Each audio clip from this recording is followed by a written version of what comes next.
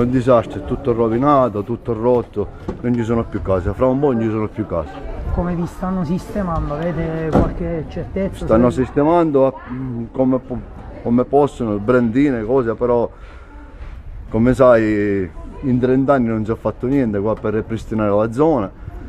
Ci hanno fatto investire di nuovo, abbiamo comprato la casa, questa casa l'abbiamo comprata da un anno, ristrutturata, speso un mare di soldi e ora siamo senza casa. Ma non noi, tante persone qua, tante persone.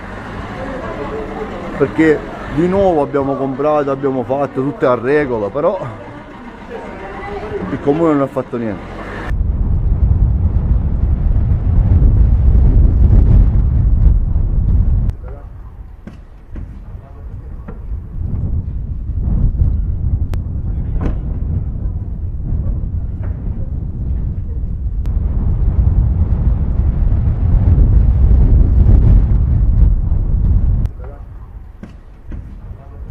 Lei aveva notato dei segnali particolari di cedimento? No, niente, eravamo tranquilli a casa, stavamo pranzando, abbiamo sentito le voci fuori, ci siamo affacciati, c'è la frana, sta partendo la frana. Ma che, ma ancora non è che